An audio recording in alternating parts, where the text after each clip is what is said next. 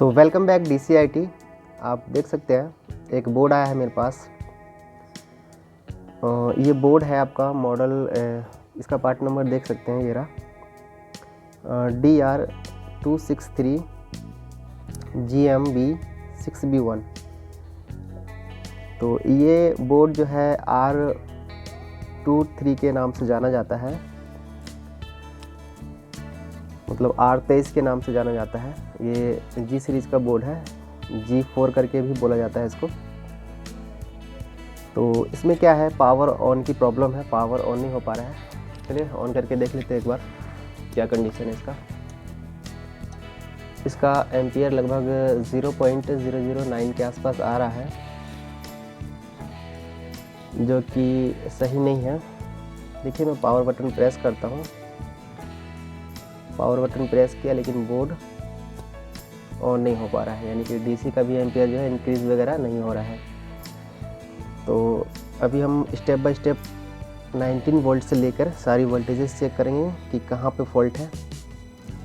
तो इस बोर्ड में मोस्टली 90 वोल्ट का ही फॉल्ट, अभी जो जिस कंडीशन में है वो 19 वोल्ट का ही फॉल्ट नज़र आ रहा है मुझे। क्योंकि देख सकते हैं आपका ये जो है, इसके जैक का जो है लाइट भी ग्लो नहीं हो पा रहा है, तो कहीं ना कहीं इसमें प्रॉब्लम है। तो देखते हैं अभी।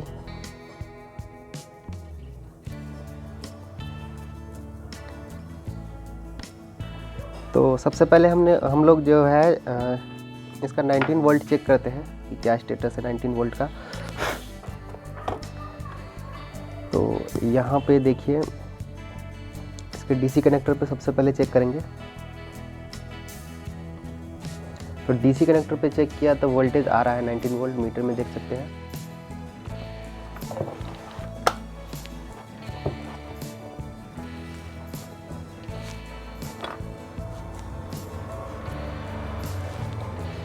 नाइनटीन वोल्ट का स्टेटस DC कनेक्टर पे तो 19 वोल्ट आ रहा है, देख सकते हैं। चलिए आगे चेक करते हैं। इसके पीछे एक मॉसफेट है, जो इसका फर्स्ट मॉसफेट है, ये वाला देख सकते हैं। ये यहाँ पे 19 वोल्ट देख लेते हैं एक बार। सॉरी प्रोब नहीं लगा है। देखिए 19 वोल्ट आ चुका है। इसके दूसरे साइड देखते हैं, दूसरे साइड भी 19 वोल्ट अवेलेबल है, यानी कि यहाँ तक तो ठीक है ये।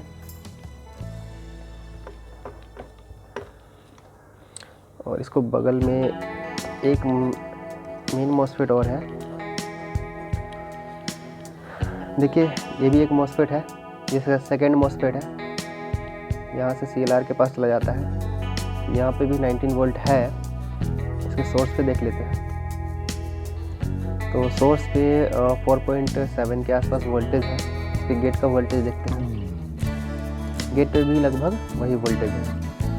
तो मे बी प्रॉब्लम यहीं पे मुझे मिल गया। इसके बाद CLR फाइनल आउटपुट पे देख लेते हैं।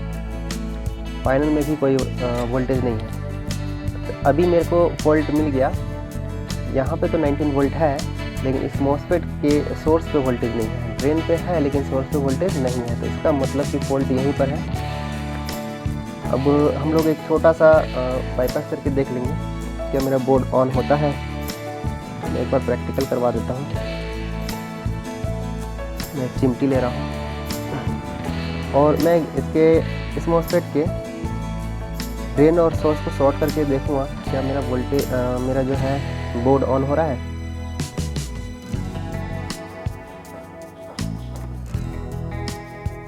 तो ये ड्रेन और ये सोर्स है, इसको मैंने शॉर्ट किया।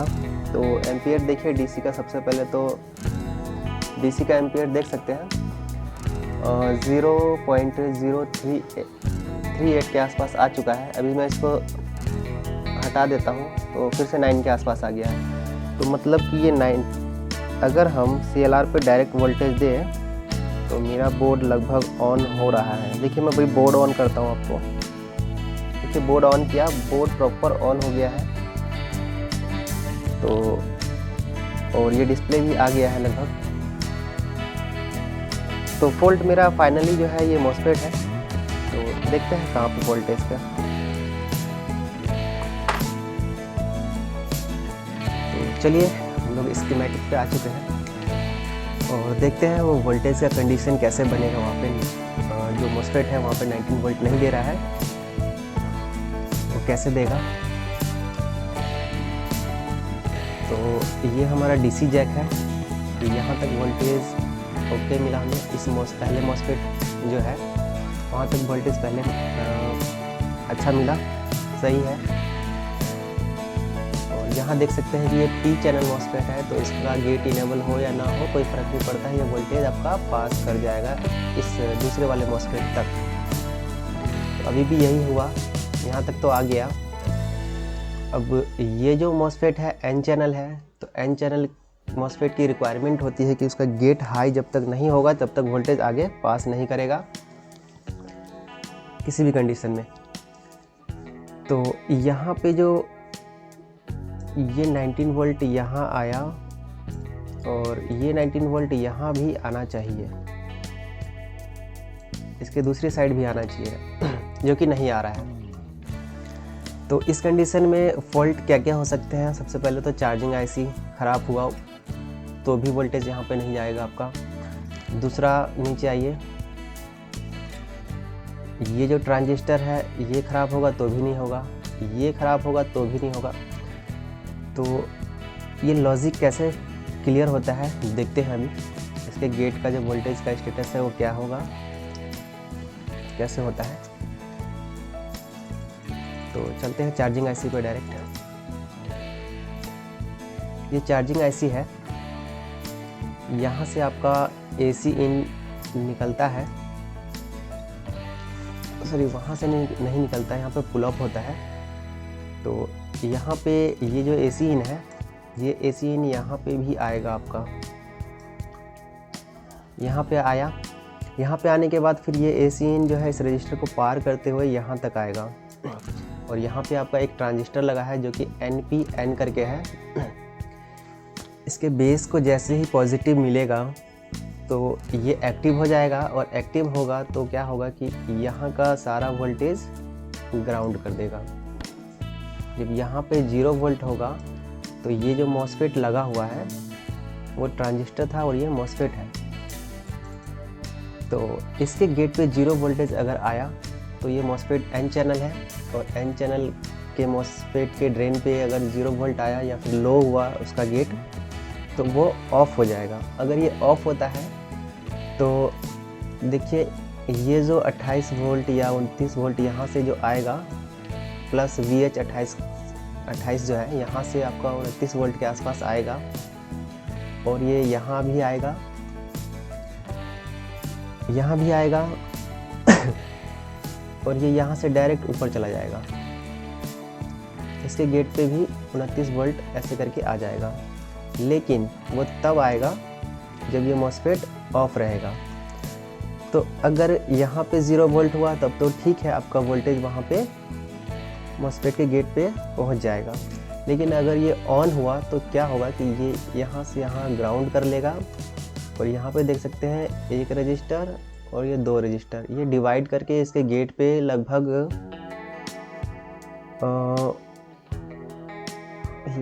आपका 12 या 11 के समथिंग वोल्टेज देगा, जिससे क्या होगा इसका गेट इनेबल नहीं होगा और ये वोल्टेज भी नहीं पास करेगा। तो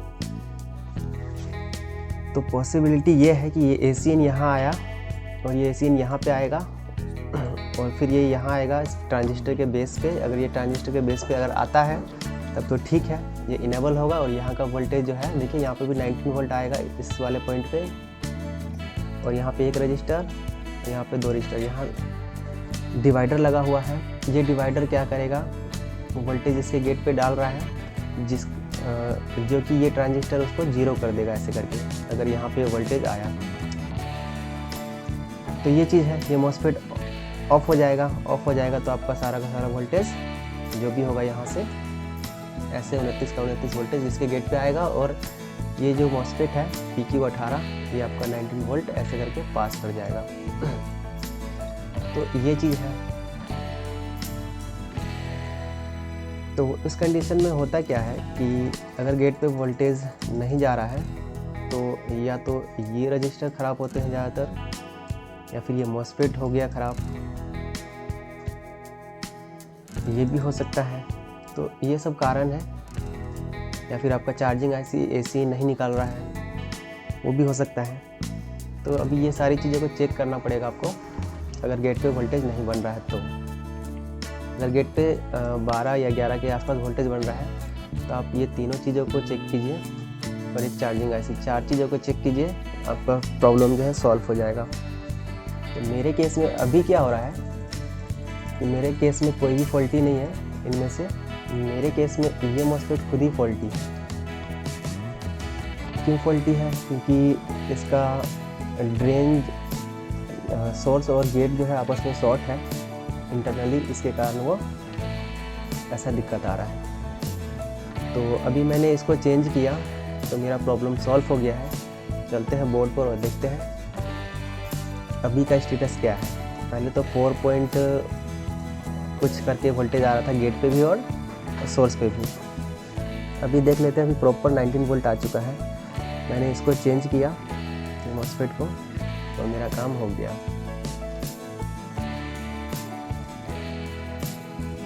तो चलिए बोर्ड पर आ गए हैं हम लोग, अब देखते हैं क्या स्टेटस है। देखिए यहाँ पे जो है डीसी जैक पे आपका 19 वोल्ट है प्रॉपर।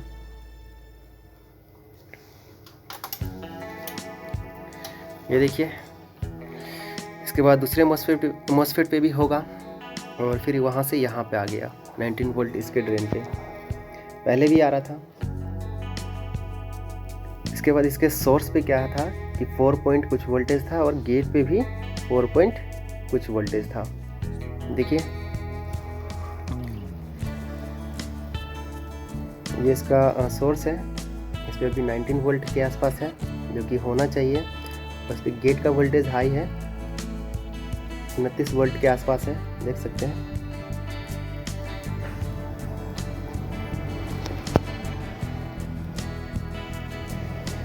वोल्ट के आसपास है। अभी ये प्रॉपर हो चुका है क्योंकि ये जो मॉस्फेट है ये खुद ही डैमेज हो गया था इंटरनली, जिसके कारण वोल्टेज नहीं पास कर पा रहा था। इसका CLR इस पर भी 19 वोल्ट है जो कि 4 वोल्ट के आसपास आ रहा था। तो अभी ये क्लियर हो गया है। और देखिए अभी DC का एम्पियर भी हाई है। तो एक बार मैं बोर्ड ऑन करके दिखा देता हूँ। इसका पावर बटन यहाँ पे है, देखिए ये बोर्ड ऑन हुआ, ये फैन भी घूमा और DC का एम्पियर भी हाई हो गया है और ये डिस्प्ले भी आ चुका है।